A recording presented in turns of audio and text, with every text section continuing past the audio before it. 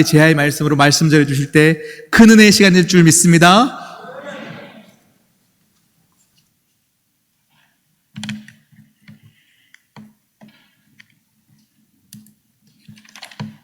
반갑습니다. 여러분 안 봐오신 것 같아요. 저는 보시다시피 저 길 건너편에는 부대에서 일하는 사람입니다. 그래서 오늘 여러분과 함께 예배드리게 돼서 얼마나 감사한지 모르겠습니다. 오늘 아침에 어젯밤까지 늦은 시간까지 설교를 다 준비하고 아침에 이제 새벽에 일어나서 이제 정리하는 시간에 어젯밤 동안 했던 게 다 날아갔어요. 일생에 딱 2번 생긴 일입니다. 그래서 하나님께서 다시 쓰게 하셨어요. 근데 날아가는 순간에 화는 잠시 났었는데 그래도 하나님께서 뜻이 계셔서 날아가게 하셨겠지. 그리고 다시 썼습니다. 근데 아침에 와서 또 주보를 보니까 하나님께서 아침에 다시 쓰게 하신 내용들이 있습니다. 참 감사합니다. 또 우리 오늘 배성현 목사님, 우리 아침에 같이 인사했죠.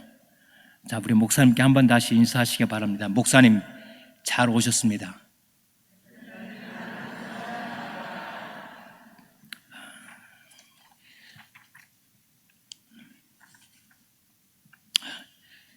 자, 코로나 우리 팬데믹 때문에 수고를 많이 하셨습니다. 지금도 수고를 하시고, 하지만 이제는 한국 교회뿐 아니라 세계에 있는 주님의 몸된 교회는 모두 다 어디든지 할 것 없이 하나님께 헌신을 새롭게 함으로 회복되어야 하고 회복을 넘어 부흥이 되어야 할 줄로 믿습니다. 회복을 바라는 것이 아니라 회복을 넘어 부흥의 자리까지 가신 여러분 되시길 바랍니다. 그동안 2번째 광고를 보니까 여러분 많이 마음이 아프셨을 줄 압니다. 많이 낙심도 하셨을 줄로 압니다. 오늘 마치 또 설교의 제목하고 엇갈려가지고 큰 전쟁을 치렀었습니다. 그러나 하나님께서 이제는 또 교회의 질서를 통해서 이 전쟁들을 정리해 주시고 또 새롭게 시작을 하게 하셔서 감사하고, 또 오늘 공식적으로 새롭게 시작하는 주일에 저는 몰랐지만은 또 우리 배성희 목사님 함께 예배를 해서 감사하고, 목사님 잘 오셨습니다. 나중에 우리 목사님 위임식 크게 해드리세요. 여러분께서 아파하신 만큼 크게 해드리시기 바랍니다. 자, 진정한 헌신은 2가지의 변화가 요구합니다. 진정한 헌신은 2가지의 변화가 요구된다. 하나는 물리적인 변화입니다. 2번째는 목적의 변화가 있습니다. 하나님께서 이스라엘 백성들한테 내게 번제물을 드리려거든 흠없는 것들을 집에서 드리는 것이 아니라 성전으로 가지고 와서 드려야 합니다. 물리적인 이동의 변화가 있어야 새로운 헌신이 생기는 것입니다. 비대면의 시대에 우리는 대면으로 다시 하나님께 예배 장소로 나와야 하는 것입니다. 2번째는 목적의 변화가 있어야 합니다. 밭에서 밭을 갈던 소의 목적이 하나님께 헌신되어지는 목적으로 되었을 때에 진정한 헌신이 되는 것입니다. 여러분, 우리의 2가지 헌신은 2가지 이 조건이 있습니다. 하나는 물리적인 변화. 여러분들이 계속 교회를 모이셔야 합니다. 힘들어도 모이셔야 돼요. 비대면이 편한 게 좋은 거 아니에요. 편한 게 좋다는 생각을 버리세요. 때로는 불편한 것이 나를 살리게 하십니다. 그래서 물리적인 변화가 계속 일어나야 돼요. 그동안 아팠던 만큼 교회 예배 시간에 철저히 지키시기 바랍니다. 힘들어도 지키시기 바랍니다. 거기에 살 길이 있습니다. 그래야 우리가 회복되고 거기에 우리의 또 부흥을 볼 수 있는 것입니다. 다시 부흥의 역사를 꿈꾸시는 여러분에게 주님의 이름으로 새롭게 되시기를 축원합니다. 국어사전은 인과 관계없이 무관하게 독립적으로 발생하는 것을 우연이라고 정의합니다. 하지만 세상에는 우연이라는 것이 결코 존재하지 않습니다. 왜냐하면 하나님의 주권 아래 인류의 역사가 이어지기 때문입니다. 저와 여러분이 섬기는 하나님은 시간이 생기기 전부터 스스로 계신 위대하신 하나님이십니다. 시간이라는 것이 생기기 전부터 하나님은 영원 전부터 계셔가지고 스스로 계셔가지고 창세기 1장 1절에 태초에라는 말이 생기기도 전부터 계신 영원하신 하나님이십니다.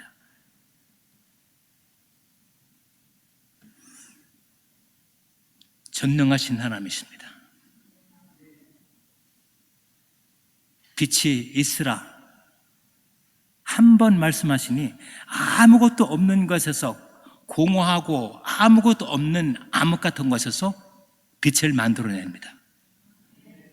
하나님께서 빛이 있으라 하시면 빛이 없어가지고 빛이 있으란 게 그래서 빛이 생긴 것이 아니고 한 번 말씀하셨더니 빛이 생겼다고 성경은 말씀하십니다. 빛이 있으라 하심에 빛이 생겼더라. 평택에서 부산을 5분 만에 끊는 기차가 생겼다면 여러분 어떠시겠습니까? 놀라시겠죠. 얼마 전에 뉴욕에서 일본까지 12분에 끊는 비행기가 곧 나온다고 얘기를 들은 적이 있습니다. 그러나 우리 하나님께서 지으신 빛은 1초에 30만 킬로를 갑니다. 30만 킬로면 지구를 5바퀴 돌고 반을 더 돕니다.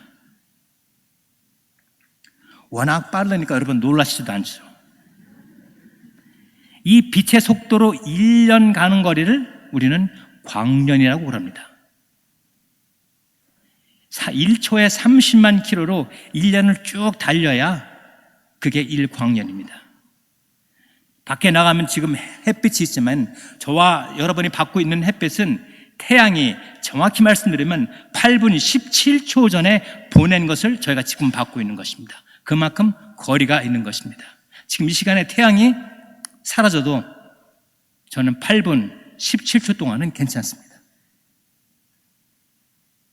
그런데 하나님께서 만드신 우주의 끝에서 끝은 얼마나 걸릴 것 같아요?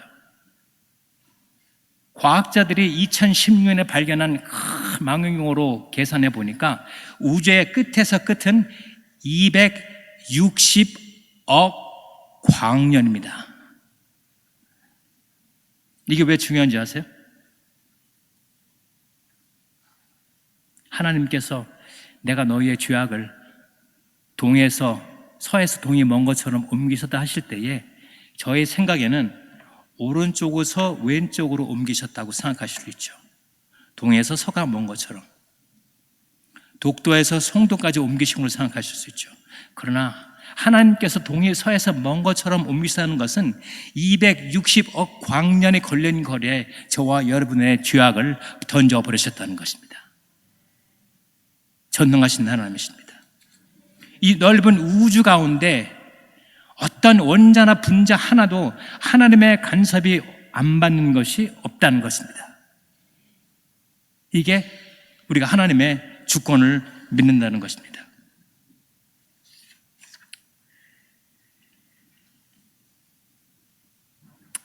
하나님의 섭리 가운데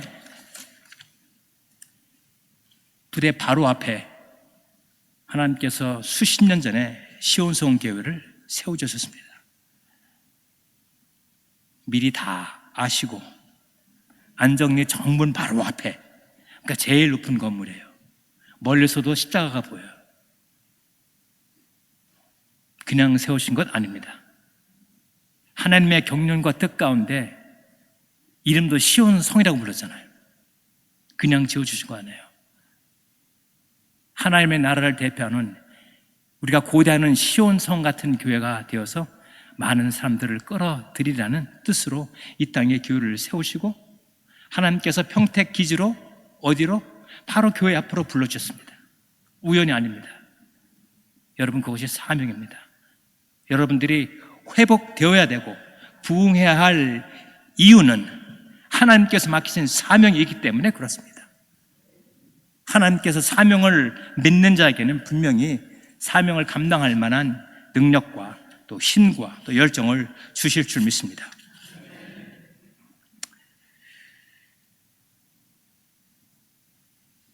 하나님께서는 저와 여러분의 머리카락 수를 다 알고 계십니다. 요즘은 샤워하면 머리카락이 빠지냐 저는 몇 개인지 몰라요. 근데 하나님 다 알고 계셔요. 하나님께서 할 일 없어서 그걸 아신 것이 아니라 그냥 알고 계시는 거예요. 성경을 보니까 저와 여러분의 생각을 멀리서도 감찰하신다고 말씀하십니다. 왜? 하나님이시니까 당연한 거예요. 그렇게 하실 수 있는 거예요. 그러니까 우리가 하나님께 나올 때 숨길 것이 없다는 것입니다. 숨기는 것까지 다 알고 계신다는 거죠. 자연스럽게 편안하게 거짓 없이 하나님께 나오시기 바랍니다. 바다에 물고기가 얼마나 많습니까? 그러나 물고기 하나하나 다 추적하십니다. 어느 날 어떤 사람이 물가에서 놀다가 동전을 빠뜨렸습니다. 그 지역을 지나가는 큰 물고기가 그 동전을 삼켜버렸어요. 얼마나 시간이 지났는지 몰랍니다. 어디를 왔다 갔다 하는지 모릅니다. 그러나 주님은 그 물고기까지 다 기억을 하십니다. 그래서 베드로에게 베드로야 오늘 네가 가서 고기를 잡을 터인데 첫 번째 걸리는 생선 입을 열면은 동전이 있을 것이다. 그 동전 가지고 너와 나의 세금을 내라. 이것이 우리 주님이십니다. 그래서 주님 따라다니면 세금 안 내도 돼요. 대신 내주십니다.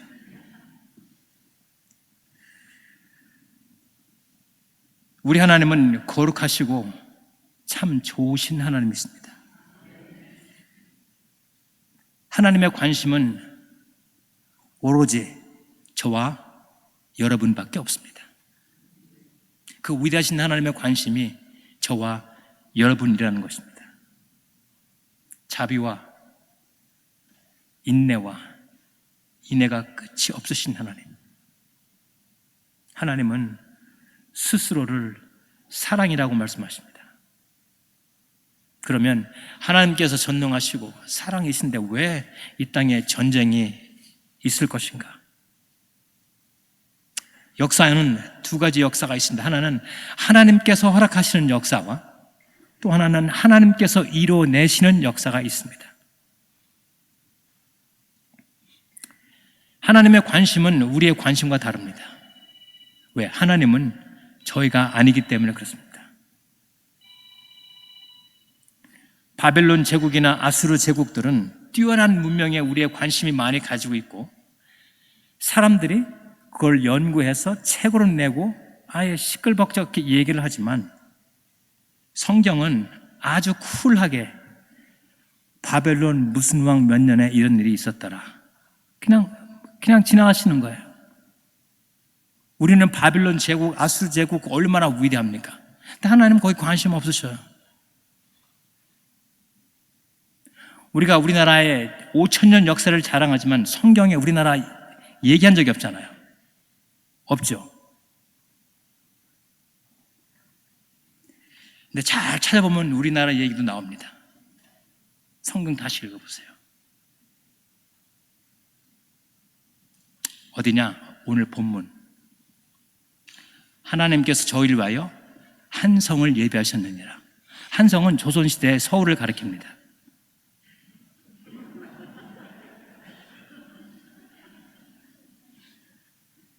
성경에 나온 게 바로 그거 한성. 조선시대의 수도. 그거 외에는 대한민국 얘기한 적이 없어요.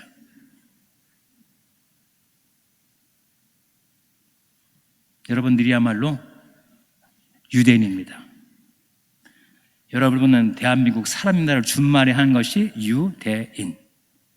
여러분은 영어로 유, 대한민국 사람입니다. 유대인 아니에요. 성경 보니까 몇 번 나오긴 나왔네. 자, 누가복음 16장을 보면은 한 부자와 거지 이야기가 나옵니다. 우리는 부자에 관심을 둡니다. 그죠? 그런데 하나님의 관심은 부자에 있지 않습니다.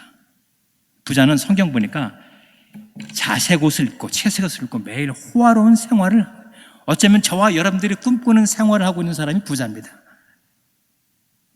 근데 거기에 맞물려서 거지 나사로가 나옵니다. 이 사람은 지질이 가난해가지고 보험도 없어가지고 약국도 못 가고 침도 못 맞고, 그래서 동네 개들이 와서 헌대를 핥아주는 그런 상황에 있는 사람입니다. 저의 관심은 누구한테 있어요? 부자한테 있죠. 어떻게 저 사람은 부자가 됐을까? 도대체 어느 주식에 투자를 해서 저 사람이 저걸 됐지? 세금은 제대로 낸 거야? 그런데 부자 나사로와 부자 나사로가 아니라, 나사로야 네가 언제 부자가 됐니? 부자와 거지 나사로를 얘기하시면서 그 다음 2절 후에 둘 다 죽습니다. 저의 관심 뭐예요? 저 사람 왜 죽었지? 아마 고혈압, 당뇨병에 그렇게 먹어대니 심장마비로 죽었을걸? 성경은 얘기하지 않아요. 왜? 중요하지 않거든. 근데 저희는 관심이 있어요. 왜? 오래 살아야 되니까. 하나님의 관심은 거기에 있지 않습니다. 중요한 것은 아무리 부자라도, 아무리 가난한 사람이라도 성경에 2절 지나니까 같이 죽습니다. 모두 다 사람은 죽는다는 것이 중요한 것입니다. 저와 여러분도 죽습니다.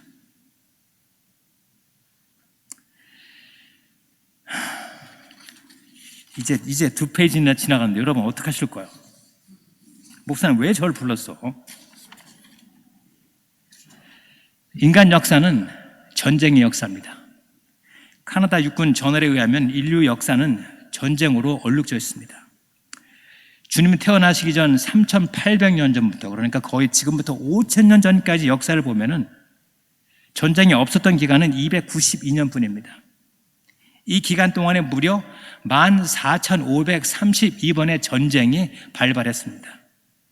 그래서 이 전쟁으로 죽은 사람들이 자그마치 36억 명 되는 사람이 전쟁으로 죽었습니다. 이 전쟁 가운데 670년 동안이나 치러진 전쟁도 있습니다. 지긋지긋하게 싸운 거죠. 1950년에는 이 땅에서도 3년 동안 전쟁이 있어서 우리 국군 사망자는 13만 7,899명, 국군 부상자는 45만 명, 포로는 8,300명, 6.25 전쟁 기간 북한군 사망자는 52만 명, 실종 포로는 12만 명. 전쟁에 참가했던 유엔군과 중공군의 인명피해도 많았지만 또 대한민국을 지키고자 북한군에 맞서 싸운 유엔군 사망자는 3만 7,902명이고 이 가운데 미군 사망자는 3만 3,686명입니다. 유엔군 실종자와 포로는 거의 10,000명, 부상자는 10만. 6.25 전쟁에 참전한 유엔군은 연인원 기준으로 195만 명이 참가하셨습니다. 이 가운데 미군이 178만 명입니다. 전쟁은 무수히 많은 민간인의 생명도 앗아갔습니다. 남한 지역 민간인 사망자가 24만, 양민 학사로 숨진 사람 13만, 부상자는 23만, 북한 지역 민간인 실종자 28만,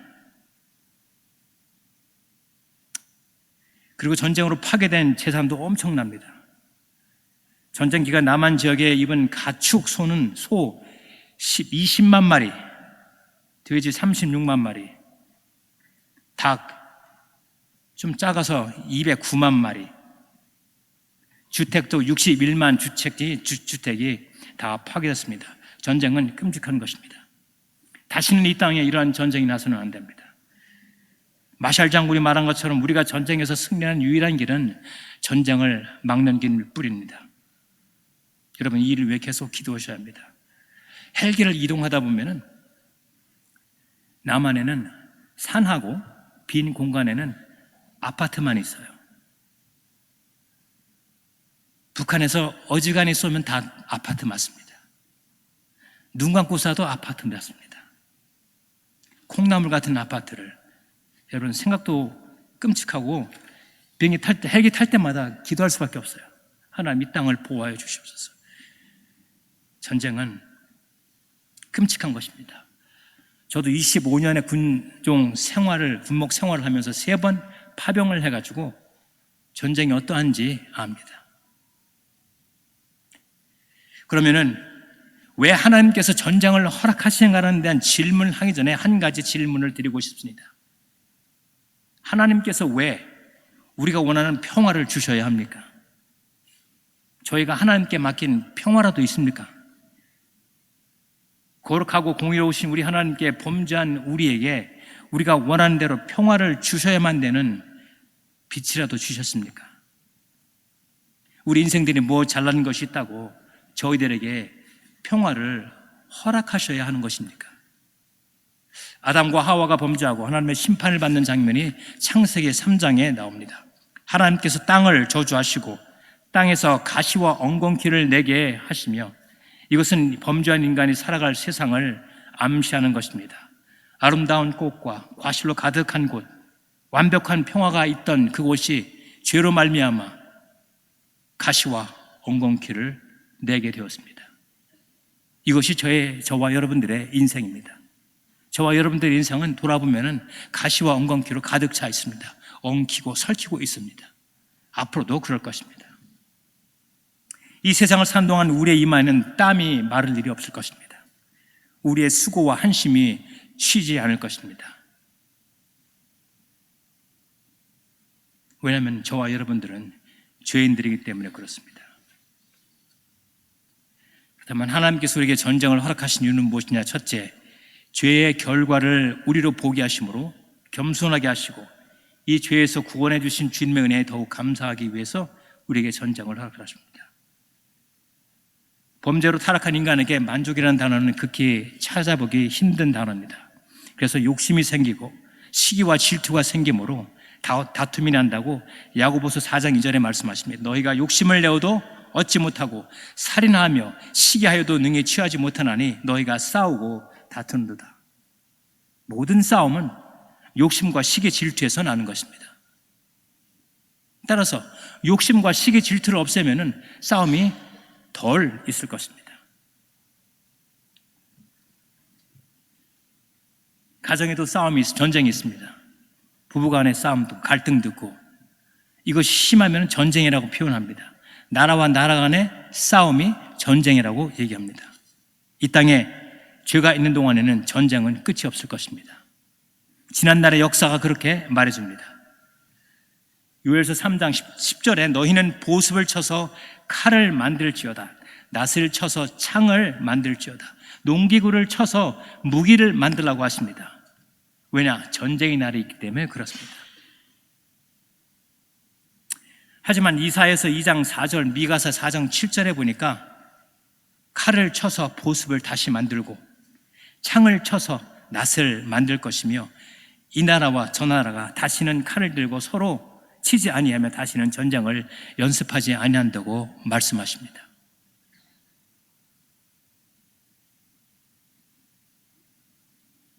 전쟁할 때가 있으면 전쟁이 멈출 때가 있는 것입니다.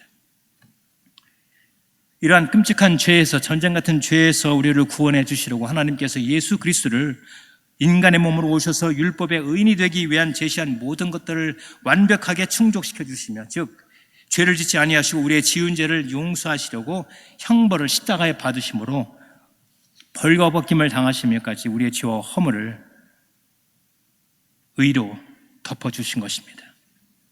우리는 본질성의 진노의 자녀이기 때문에 전쟁보다 더 끔찍하고 흉악한 곳에서 살아도 아무 할 말이 없는 죄인입니다.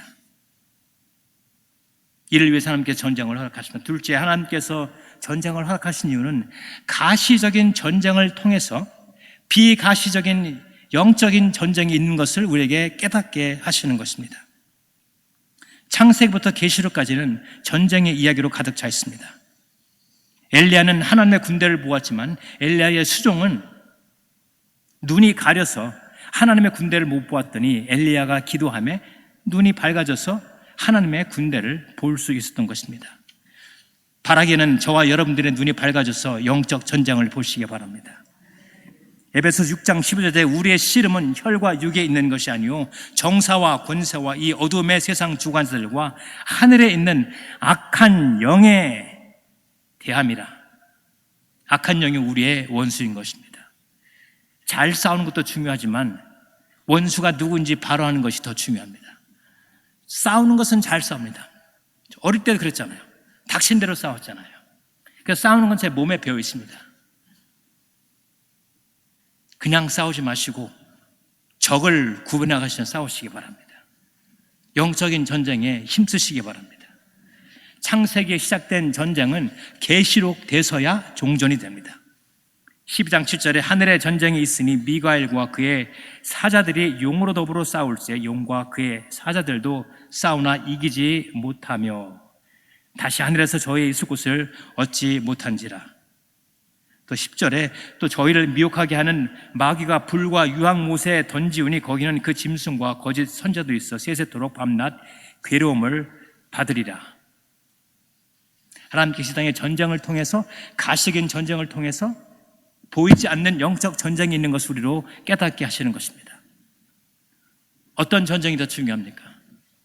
보이지 않는 영적 전쟁이 더 중요합니다.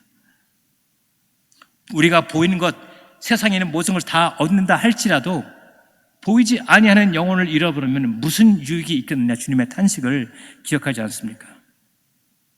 셋째, 전쟁을 통해 하나님께서 우리와 함께 싸우시는 것과 끝내는 승리하신 것을 깨닫게 하십니다. 성경은 우리 하나님을 전능에 능하신 하나님이라 하십니다.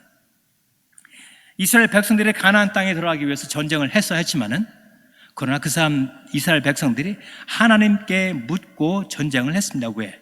하나님께서 전쟁에 능하시기 때문에 하나님께 묻고 싸웠던 것입니다.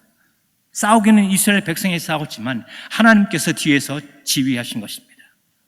대장 되신 예수 그리스도. 여호수아 11장 23절에 보니까 그 땅에 전쟁이 그쳤더라. 이것은 앞으로 전쟁이 멈출 그날을 예표하는 것입니다. 이스라엘 백성들이 가나안 땅에 들어가서 전쟁이 그친 것처럼 저와 여러분들이 영원한 안식에 들어가야 전쟁이 그치는 것입니다. 그때까지 죄와 전쟁은 끝이 없을 것입니다. 요한복음 16장 33절에 이것을 너희에게 이르면 너희로 내 안에서 평안을 누리게 하려 함이라. 세상에서는 너희가 환난을 당하라. 강하고 담대하라. 내가 세상을 이겼노라. 전쟁에 능하신 주님께서 직접 싸우시고 이기시고 승리하신 것에 저와 여러분이 같이 기뻐하는 것입니다. 다 이루었다. 주님께서 승리해 놓으셨기 때문에 이제 우리는 사방으로 우겨쌈을 당하여도 쌓이지 아니하며 답답한 일을 당하여도 낙심하지 않으며 핍박을 받아도 버림받지 아니하며 거꾸로 뜨림을 당하여도 망하지 아니하는 것입니다. 첫째 아담은 범죄함으로 온 인류를 죄인으로 만들었지만 둘째 아담이신 예수 그리스도는 우리를 다시 의인으로 만들어 주셨습니다. 첫째 아담은 죄의 삭수로 우리에게 죽음을 맛보게 했지만 둘째 아담이신 예수 그리스도는 우리를 위해 죽어주심으로 영원히 살게 하셨는 것이다. 넷째, 우리에게 전쟁을 허락하신 이유는 하나님께서 전쟁을 통해서 우리에게 더 좋은 그 나라가 있는 것과 그 나라를 사모하게 하셨다는 것입니다. 그것이 오늘 읽어드린 본문의 내용입니다. 창세기의 죄로 말미암아 일그러진 인류의 모습과 하나님의 계획이 완전히 그리스도 안에서 완전히 회복되는 것입니다. 독사굴에 어린이가 손 놓고 장난쳐도 물지 않는 그 나라. 처음 하늘과 처음 땅이 없어지고 새 하늘과 새 땅으로 된 더 좋은 나라. 죄가 없는 나라. 영원히 찬양과 예배만 있는 나라. 서로가 믿어주는 나라. 눈물이 그치고 한숨이 떠나고 고통이 없고 병이 없는 나라. 더 이상 땅이 가시와 엉겅퀴를 내지 않는 그 나라. 하나님께서 영원히 통치하시는 그 나라. 하나님께서 태초에 디자인하신 그 나라. 여러분이 생각하시는 이상적인 나라가 그 어느 나라 할지라도 이것보다 몇 배, 수억 배 뛰어난 완전한 그 나라가 있다는 것을 아실 뿐만 아니라 그 나라를 사모하게 하셨다는 것입니다. 또 저가 수정같이 맑은 생명수의 강을 내게 보이니 하나님과 및 어린 양의 보좌로부터 나서 길 가운데로 흐르더라. 강 좌우에 생명나무가 있어 12가지 실과를 맺히되 달마다 그 실과를 맺히고 그 나무 잎사귀들은 만국을 소생하기 위하여 있더라. 다시 저주가 없으며 하나님과 그 어린 양의 보좌가 그 가운데 있으리니 그의 종들이 그를 섬기며 그의 얼굴을 볼 터이요 그의 이름도 저의 이마에 있더라. 다시 밤에 없겠고 등불과 햇빛이 쓸 데가 없으리니 이는 주 하나님이 저희에게 비추심이라. 저희가 세세토록 왕노릇 하리로다. 바로 이 나라를 우리에게 허락하시고 이 나라를 사모하게 하시기 위해서 이 땅에 전쟁을 허락하신 것입니다. 우크라이나 소련 전쟁 마치면 어느 전쟁이 또 우리를 기다릴지 모릅니다. 이 땅에 죄가 있는 동안에는 전쟁은 계속 이어질 것입니다. 전쟁을 보시며 우리의 죄악의 참상을 아실 뿐만 아니라 우리를 죄악에서 구원하신 그리스도의 은혜에 감격하고 사랑의 하나님께서 창세전에 우리를 완전히 구원해 놓으실 뿐만 아니라 더 좋은 날을 만들어 놓으시고 우리로 이제 그 나라를 사모하게 하신 것입니다. 유대인 600만 명을 처형했던 홀로코스트, 거기에 기념관에 이런 글귀가 있습니다. 기억은 우리로 자유케 하나 망각은 우리로 다시 종이 되게 한다. 유교를 기억하면 우리는 자유하지만 유교를 잃어버리면 다시 유교를 맞습니다. 제 개인적으로 마음이 아픈 것은 성경에 보면은 출애굽기에 요셉을 알지 못하는 임금이 애굽에 나타납니다. 등장합니다. 그 후로 이스라엘 백성들이 엄청나게 고통을 당합니다. 유교를 기억 못하는 세대가 들어올까 봐 두렵습니다. 자손들한테 유교를 기억시켜 주시기 바랍니다. 유교를 기억하지 못하면 다시 유교를 보습니다. 이제 여러분, 하나님의 관심 속에 있는 여러분은 팬데믹을 떠나 회복을 떠나 부흥에 있어야 할 뿐만 아니라 세계 역사를 하나님의 관점에서 보심으로 하나님께서 이뤄놓으신 새 나라, 더 좋은 나라를 사모하신 여러분 되시길 바랍니다. 이 땅에 있는 것이 다가 아닙니다. 가식인 것이 전부가 아닙니다. 오히려 더 중요한 것은 안 보이는 것일 수도 있습니다. 공기가 그렇습니다. 보이지 않아도 없으면 살 수 없습니다. 하나님께서 여러분들에게 지혜를 주시고 은혜를 주셔서 이 일을 깨닫게 하실 뿐만 아니라 이 일에 앞장서신 저와 여러분 되기를 주님의 이름으로 축원합니다. 기도하시겠습니다. 참 고마우신 하나님 아버지, 죄로 말미암아 우리에게 가시와 엉겅퀴를 주시며 이마에 땀이 흘러야 수고를 해야 먹고 살게 하셨는데 하나님, 이러한 인생이 죄가 완전히 회복되기 전까지는 쉼이 없는 것을 압니다. 우리에게 지혜를 주셔서 이 일을 깨닫게 하시고 전쟁을 통해 뒤에서 역사하시는 하나님으로 말미암아 두려움이 없게 하실 뿐만 아니라 더 좋은 나라, 그 나라를 사모하게 하옵소서. 그 나라가 분명히 있기 때문에 이 땅에서도 힘써했으며 수고하게 도와주시고 우리의 몸부림침이, 우리의 사역이, 우리의 믿는 자의 삶이 복되게 하옵소서. 사랑하는 귀한 교회 위에 주의 성령께서 간섭하셔서 새롭게 하시는 역사를 이루어 주실 것을 믿사옵고 구원하신 예수님의 이름으로 감사하며 간절히 기도합니다.